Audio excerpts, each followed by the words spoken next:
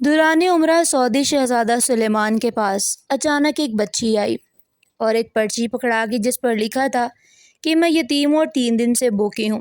اتنے میں وہ بچی آنکھوں سے اوجھل ہو گئی۔ جب سعودی شہزادے نے اس بچی کو ڈھونڈنے کے لیے 1 لاکھ ریال کا انعام رکھا، یوں جلد اس بچی کا پتہ معلوم ہو گیا، اور جب شہزادہ سلیمان نے اس بچی کے ٹوٹے مکان میں قدم رکھا تو پاؤں تلے سے زمین نکل گئی۔ اسے روکو، یہ بچی حصار توڑ کر اندر کیسے پہنچ گئی؟ ایک محافظ کی گھبرائی اور خطرے سے کانپتی ہوئی آواز مکہ مکرمہ کی روح پرور فضا میں ابھری، لیکن اس سے پہلے کہ کوئی حرکت میں آتا، ایک ننھا سا وجود ہجوم کو چیرتا ہوا سیدھا شہزادہ سلیمان کے سامنے کھڑا تھا۔ مکہ مکرمہ کی وہ شام انتہائی پرسکون تھی اور ہر طرف طواف کرنے والوں کا ایک ایسا سمندر تھا جس میں دنیاوی رتبے اور حیثیتیں کہیں غرق ہو چکی تھی۔ شہزادہ سلیمان جو اپنی سادگی اور درویشانہ مزاج کی وجہ سے پورے ملک میں ایک منفرد مقام رکھتے تھے، اپنے مخصوص و انتہائی محافظوں کی جرمٹ میں طواف کے بعد باہر نکل رہے تھے۔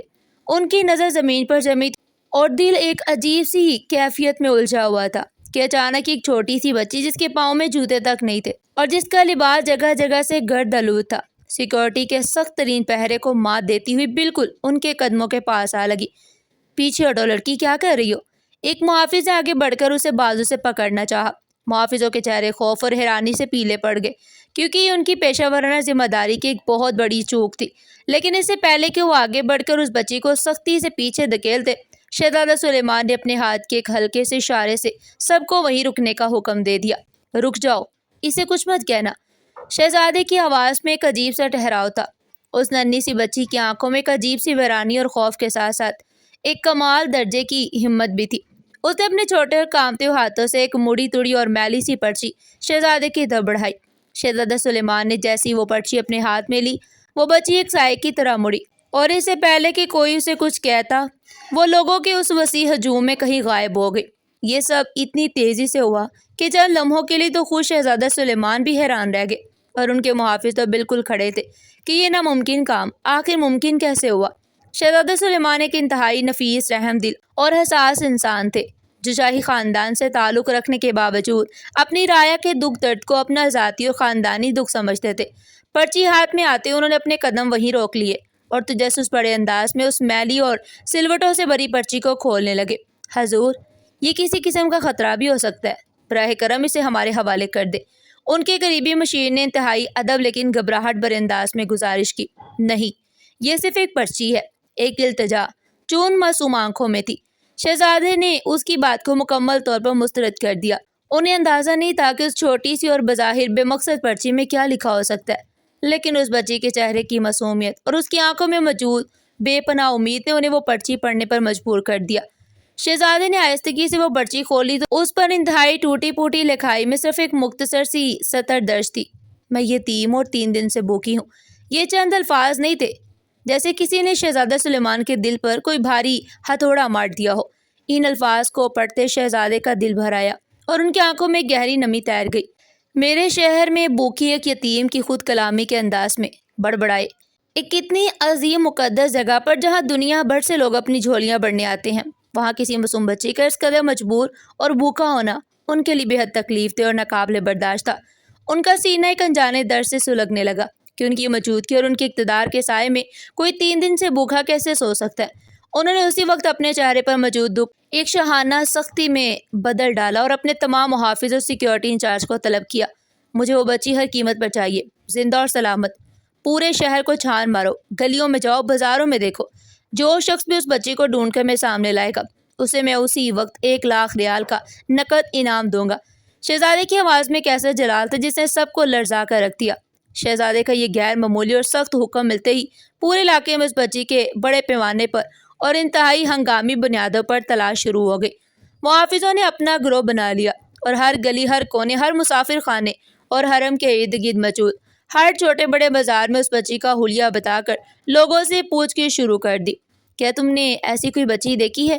محافظ ہر دکاندار پر آگے سے پوچھ رہے تھے، لیکن لاکھوں کے اس بے پناہ ہجوم میں جہاں ہر چہرہ دوسرے سے مختلف اور ہر انسان اپنی دن میں مگن تھا، ایک چھوٹی سی لاپتہ بچی کو ڈھونڈنا کوئی آسان کام بالکل نہیں تھا۔ گھنٹے بڑی تیزی سے گزرتے جا رہے تھے اور شہزادے کی بے چینی میں ہر گزرتے لمحے کے ساتھ شدید اضافہ ہو رہا تھا۔ وہ اپنے آرام دہ محل میں واپس جانے کی بجائے وہیں اپنے کیمپ میں موجود مسلسل یہی سوچ رہے تھے کہ وہ بچی اس وقت اس حال میں ہوگی، کہاں ہوگی، اور نہ جانے اس نے آج رات بھی کچھ کھایا ہوگا یا نہیں۔ یوں تو یقیناً ایسے کئی لوگ ہوتے ہوں گے، لیکن کیونکہ یہ التجا شہزادے کی کانوں تک پہنچ گئی تھی، اس لیے اس کو نظر انداز کرنا ان کے لیے کسی طرح سے بھی ممکن نہیں تھا۔ دوسری طرف وہ بچی جس کا نام نور تھا، مکہ کے مضافات میں کافی دور واقع ایک پرانی اور ویران زیر عمارت کے خستہ حال اور تاریک حصے میں ہامتی ہوئی واپس پہنچی۔ یہ جگہ شہر کی رونقوں اور سہولیات سے بالکل کٹی ہوئی تھی، جہاں کی دیواریں ادھوری تھی اور چھتوں کے نام پر صرف سیمنٹ کی کچھ سلیٹ تھے جن میں سے آسمان جھانکتا تھا۔ اس ویرانی کونے میں نور کی ماں ایک پرانی اور پٹی ہوئی چادر اوڑھے بخار میں تپ رہی تھی۔ اس عورت کی حالت بہت خراب تھی، لیکن اسے دیکھ کر کوئی بھی باشعور انسان یہ دعویٰ نہیں کر سکتا تھا کہ وہ کوئی عام بھکارن یا سڑک پر پلنے والی کوئی عورت ہے۔ اس کے چہرے پر بیماری اور نکاہت کے باوجود ایک عجیب سا وقار، ایک سنجیدگی اور ایک خاندانی رعب تھا۔ حالات کی ستم ظریفی اور وقت کی کسی آندھی کی گردش نے اسے اس خستہ حال اور خوفناک مکان میں پہنچا دیا تھا، لیکن اس کی آنکھوں میں اب بھی ایک ایسی خودداری موجود تھی جو بڑے بڑے محلوں میں رہنے والوں کو نصیب نہیں ہوتی۔ اس کے ماتھے پر پسینے کے قطرے چمک رہے تھے، اس کا سانس تیزی سے چل رہا تھا۔ پھر انہوں نے اپنی بیٹی کو واپس آتے دیکھ کر اپنے چہرے پر ایک زبردست قسم کا ضبط طاری کر دیا تاکہ بچی خوفزدہ نہ ہو۔ اس بیمار عورت کی سب سے بڑی عزت اس کا بخار یا یہ مفلسی نہیں تھی، بلکہ اس کا وہ ماضی تھا جس کے بارے میں اسے خود کچھ واضح یاد نہیں تھا۔ اس کے ذہن میں ایک گھنی دھند چھائی رہتی تھی جس میں کبھی کبھی کچھ سائے لہراتے اور پھر غائب ہو جاتے۔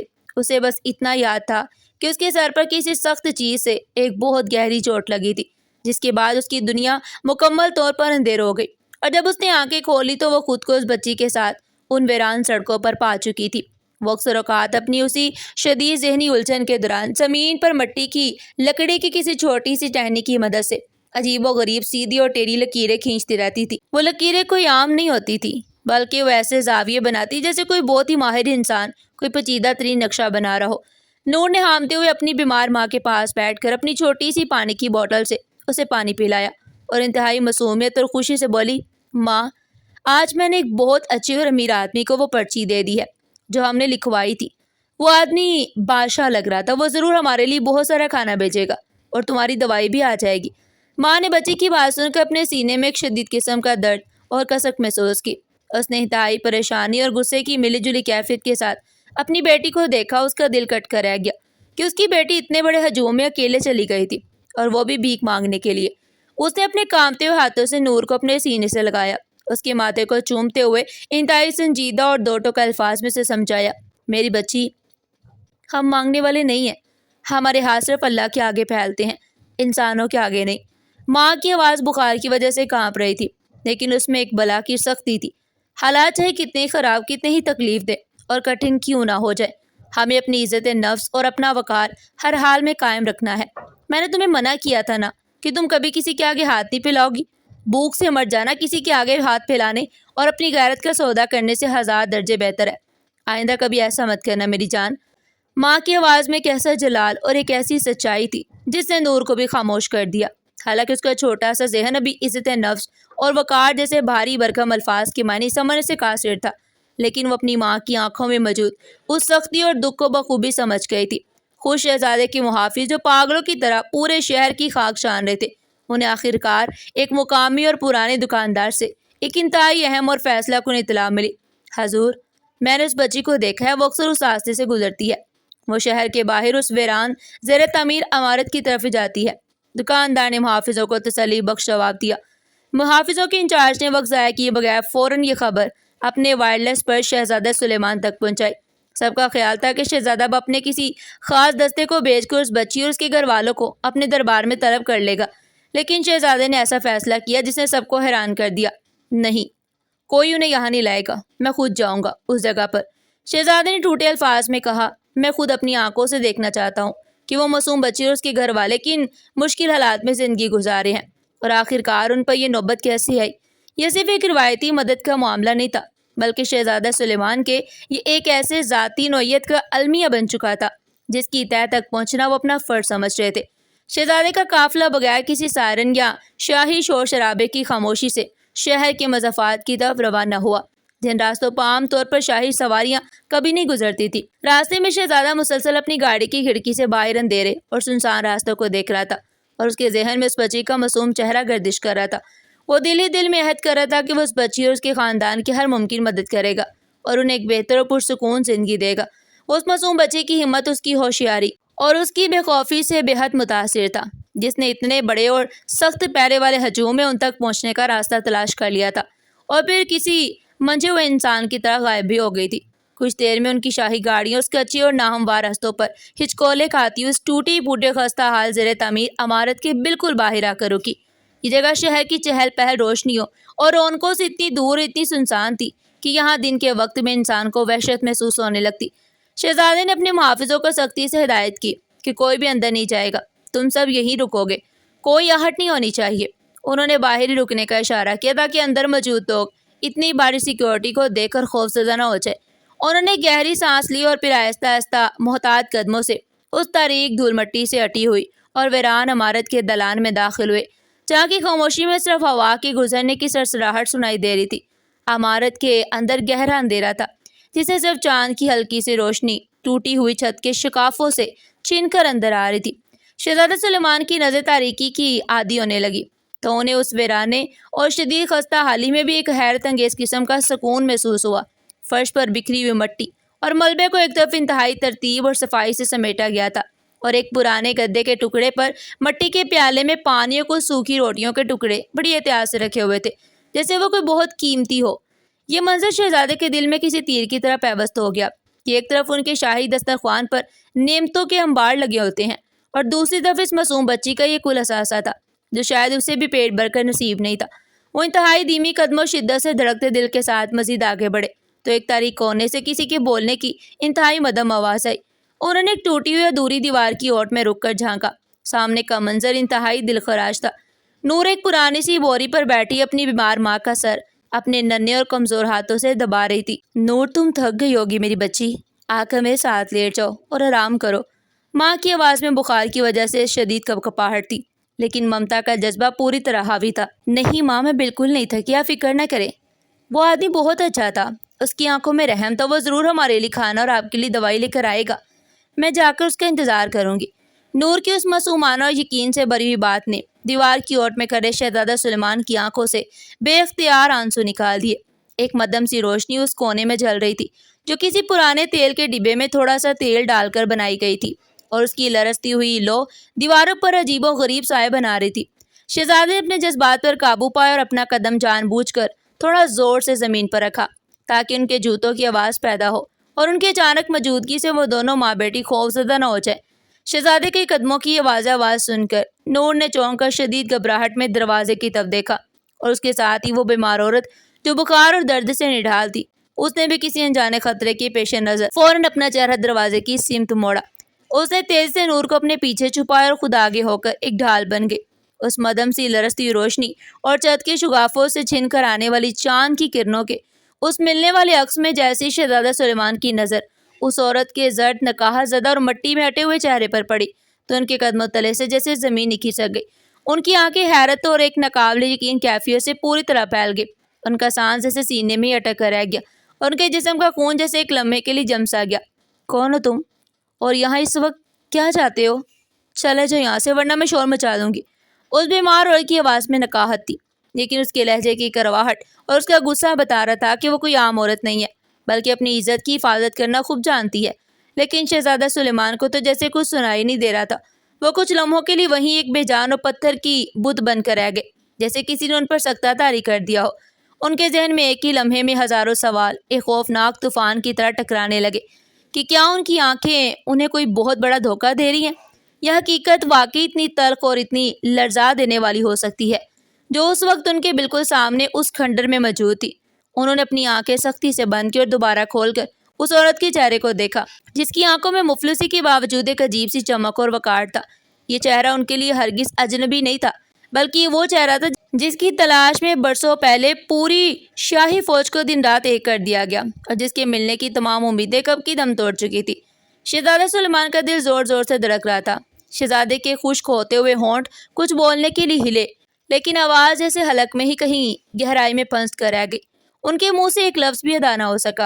انہوں نے فوراً بغیر کوئی لمحہ ضائع کیے اپنا سر ایک بے پناہ عقیدت، شرمندگی اور احترام کے ملے جلے جذبات کے تحت اس خستہ حال عورت کے سامنے جھکا لیا۔ انہوں نے اپنے دایاں ہاتھ اپنے سینے پر رکھا، جو ان کے یہاں انتہائی عزت اور تعظیم کی علامت سمجھا جاتا تھا، اور ایسے سے پیچھے کی طرف مڑ کر اپنے محافظوں کو جو دروازے کے قریب پہنچ چکے تھے ہاتھ کے ایک انتہائی سخت اشارے سے ہمارے سے مزید دور ہٹنے کا حکم دیا، اور دوسری طرف وہ بیمار عورت شہزادے کے اس قیمتی شاہانہ لباس، ان کے جاہ و جلال اور پھر اس کے اس قدر احترام والے اور جھکے ہوئے رویے کو دیکھ کر سخت الجھن اور پریشانی کا شکار ہو گئی۔ اس کا دماغ جو پہلی ماضی کے دھند میں الجھا ہوا تھا، وہ اس نئے اور عجیب و غریب منظر کو سنبھالنے سے بالکل قاصر تھا۔ وہ سوچ رہی تھی کہ اتنا بڑا آدمی جو لباس اور وضاحت سے کوئی بادشاہ یا شہزادہ لگ رہا ہے، وہ اس جیسی ایک بے آسرا خستہ حال اور فقیرنی کے سامنے اس طرح اتنے محتاط انداز سے کیوں کھڑا ہے؟ اس نے نور کے ہاتھ کو مزید سختی سے پکڑ لیا، جیسے اسے ڈر ہو کہ امیر شخص اس کی بیٹی کو چھیننے آیا ہے۔ شہزادہ سلیمان نے اپنے اندر اٹھنے والے شدید جذباتی طوفان پر بڑی مشکل سے قابو پایا اور اپنے آنسوؤں کو آنکھوں میں ہی روکا۔ وہ آہستہ سے قدم اٹھاتے ہوئے آگے بڑھے اور اس عورت سے کچھ فاصلے پر زمین پر ہی اپنے گھٹنوں کے بل بیٹھ گئے تاکہ ان کا قد اس بیٹھی ہوئی عورت سے اونچا نہ رہے۔ انہوں نے انتہائی ادب، شائستگی اور دھیمی آواز میں اس عورت کو مخاطب کیا۔ محترمہ، مجھے معاف کر دیجیے گا، میرے آنے سے آپ کو تکلیف ہوئی، لیکن کیا آپ مجھے پہچانتی ہیں؟ ان کی آواز میں ایک ایسی التجا اور ایک ایسی امید تھی جیسے وہ اس عورت کے منہ سے خاص جواب سننے کے لیے بے چین ہو۔ اس عورت نے شہزادے کی آنکھوں میں دیکھا تو اسے ان میں ایک عجیب سی جان پہچان اور ہمدردی محسوس ہوئی، لیکن اس کے دماغ پہ پردوں پر پڑی ہوئی دھند بہت گہری تھی۔ اس نے نفی میں اپنا سر ہلا دیا اور اچانک اپنے سر کو دونوں ہاتھوں سے سختی سے تھام لیا۔ نہیں، میں نہیں جانتی کہ آپ کون ہیں اور مجھ جیسی عورت کے پاس کیا لینے آئے ہیں۔ میرے سر میں بہت درد ہے، مجھے کچھ یاد نہیں آ رہا۔ براہ کرم آپ یہاں سے چلے جائیں، ہمیں اکیلا چھوڑ دیں۔ عورت کی آواز میں کرب اور شدید اذیت تھی جو شہزادے کے دل کو مزید چبھنے لگا۔ شہزادے کی آنکھوں میں جو آنسو رکے ہوئے تھے وہ ان کے ضبط کے تمام بندھن توڑے ہوئے ان کے گالوں پر بہنے لگے، لیکن انہوں نے فوراً اپنی آواز کو سنبھالا۔ کوئی بات نہیں، آپ بالکل بھی زور مت دیجیے اپنے ذہن پر، میں کوئی دشمن نہیں ہوں اور نہ ہی آپ کو کوئی نقصان پہنچانے آیا ہوں، آپ پرسکون رہے۔ انہوں نے مزید کوئی بھی سوال نہیں کیا۔ شہزادے نے اپنے لباس کی اندرونی جیب سے وہ 1,00,000 ریال کی رقم نکالی جو انہوں نے اس بچی کو ڈھونڈنے والے کے لیے بطور انعام رکھی تھی۔ انہوں نے وہ رقم انتہائی محبت، شفقت اور ایک باپ جیسی نرمی کے ساتھ نور کی طرف بڑھا دی۔ میری بچی، یہ تمہارے لیے ہے، اسے رکھ لو۔ شہزادی کی آواز میں حد درجہ محبت تھی۔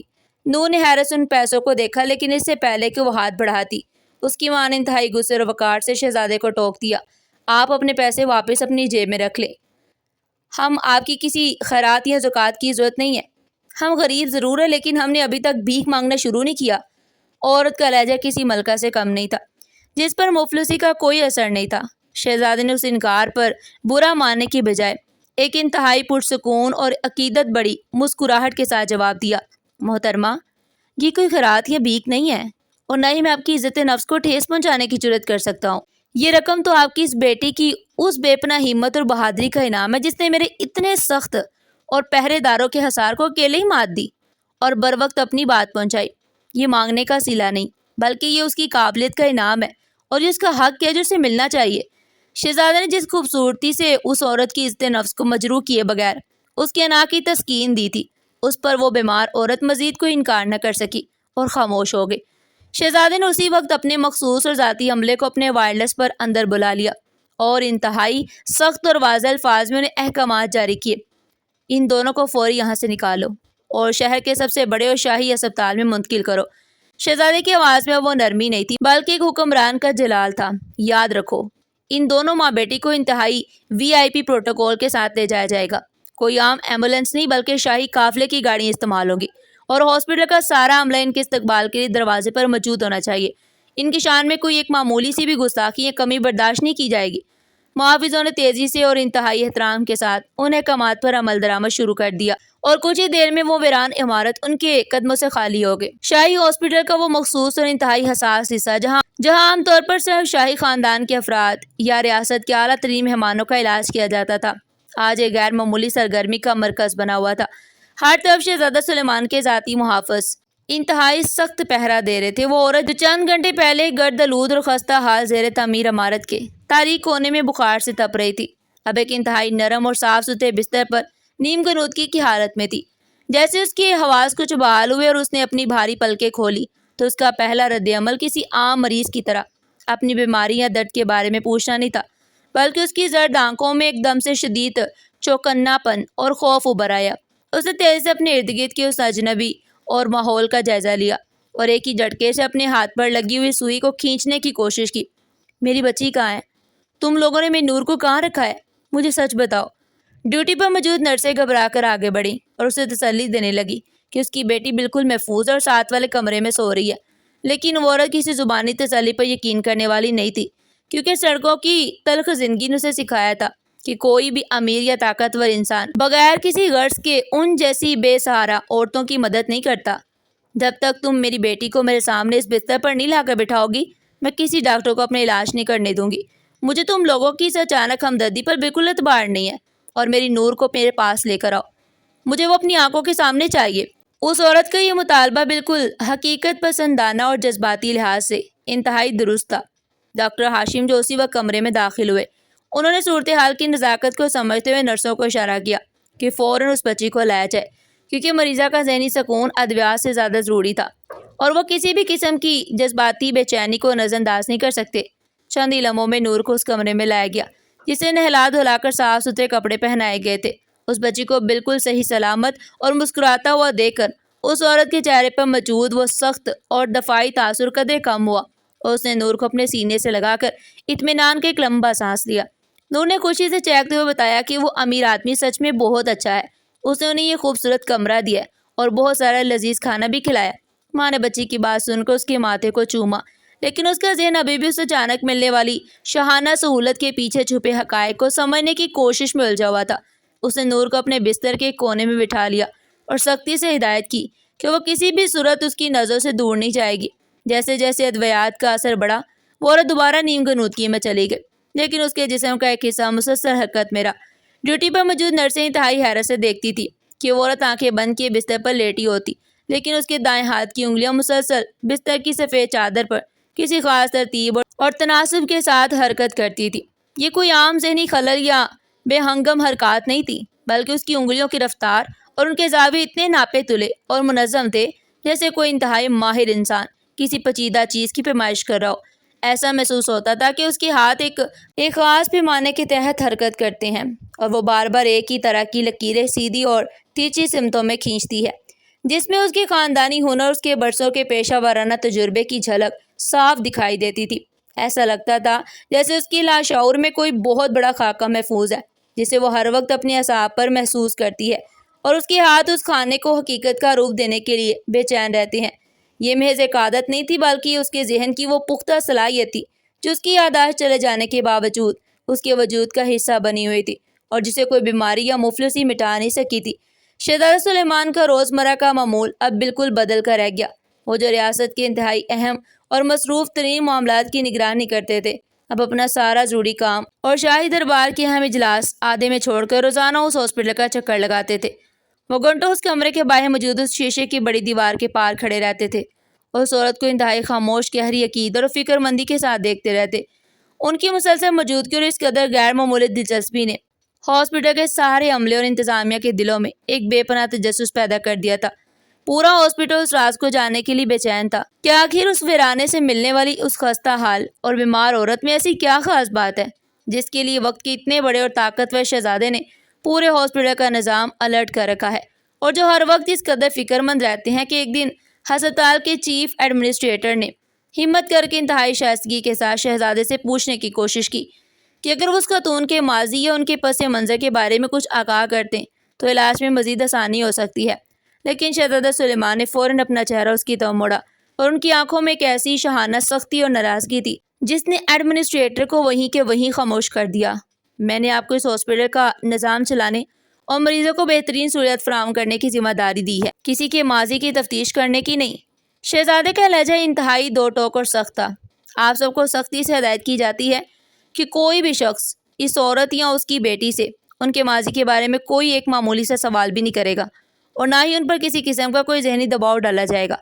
ان کا علاج مکمل خاموشی احترام سے کیا جائے، اور جب تک ان کی یادداشت خود بخود بحال نہیں ہو جاتی، ان کے سامنے کوئی ایسی بات نہیں ہونی چاہیے جو ان کی الجھن میں اضافہ کرے۔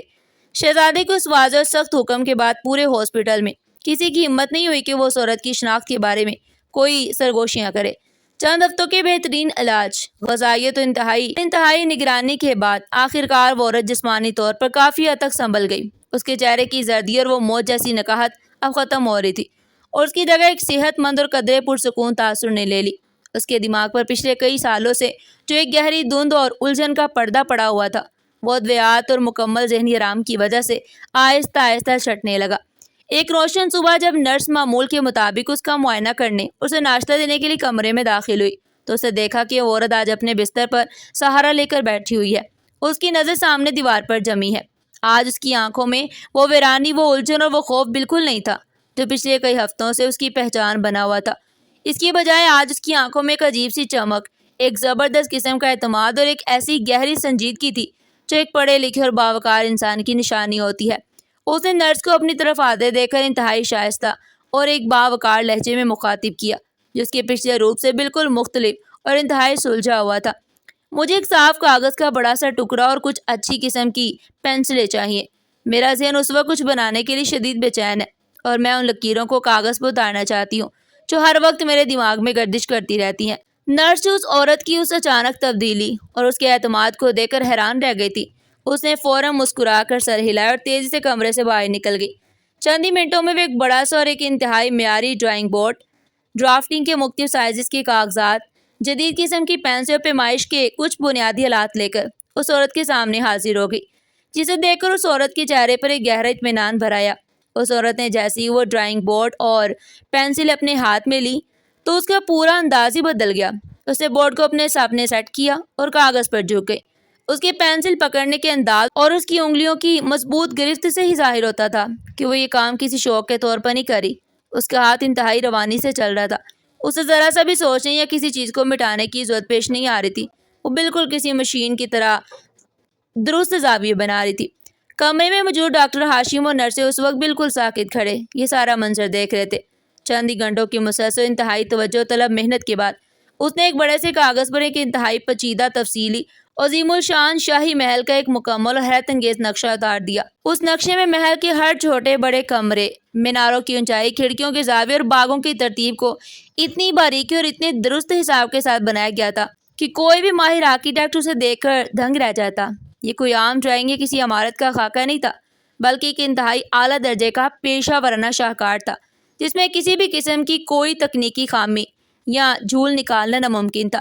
ڈاکٹر ہاشم، جو خود بھی فن تعمیر کا تھوڑا بہت ذوق رکھتے تھے، وہ اس نقشے کو دیکھ کر بے اختیار آگے بڑھے اور انتہائی حیرت بھرے لہجے میں بولے کہ کس قدر شاندار اور ناقابل یقین کام ہے۔ میں تو سوچ بھی نہیں سکتا کہ کیسی عورت جس کا دماغی توازن ابھی پوری طرح بحال بھی نہیں ہوا، وہ اتنا پرفیکٹ اور پیچیدہ ڈیزائن صرف اپنی یادداشت کی مدد سے کیسے بنا سکتی ہے۔ یہ تو کسی بہت ہی اعلیٰ درجے کے ماہر اور جینیس انسان کا کام معلوم ہوتا ہے۔ اسی وقت کمرے کا دروازہ انتہائی آہستگی سے کھلا اور شہزادہ سلیمان حسب معمول اپنی روزانہ کی عیادت کے لیے کمرے میں داخل ہوئے۔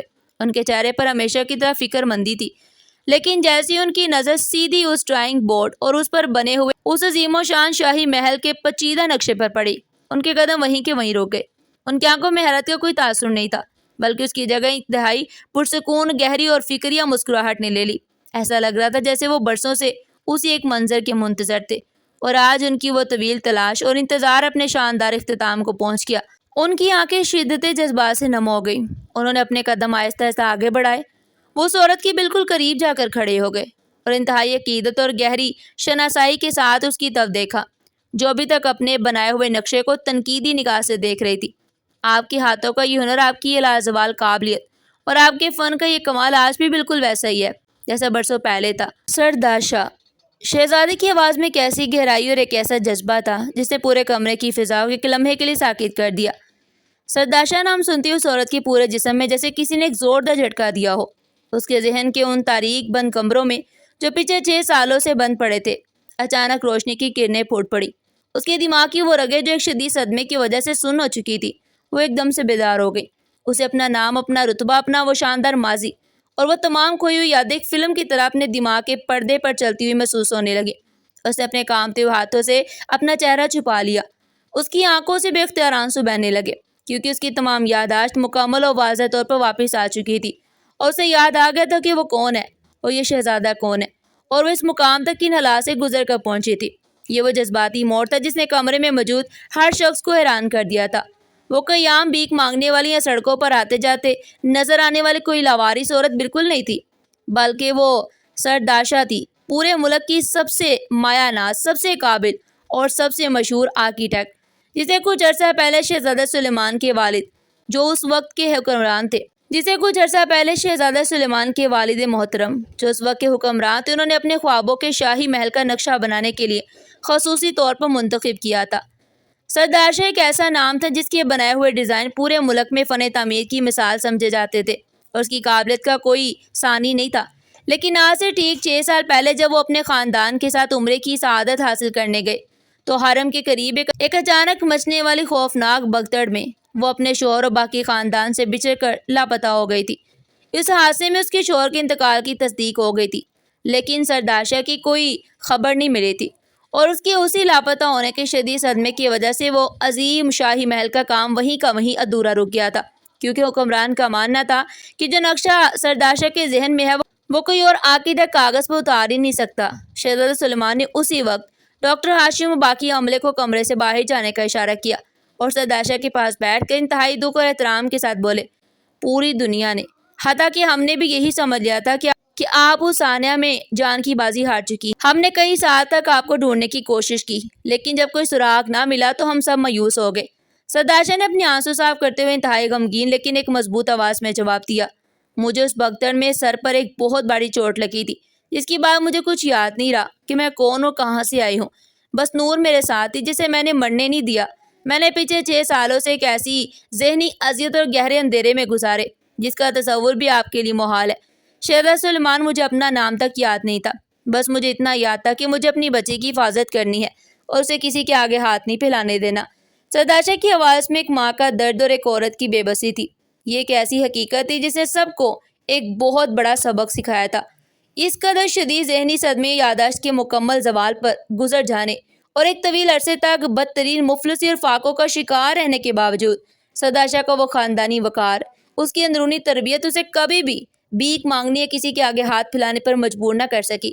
وہ شدید مفلسی اور بھوک میں بھی اپنے اسی خاندانی اور پیدائشی خودداری پر پوری طرح قائم رہی جو اس کے مزاج کا حصہ تھی۔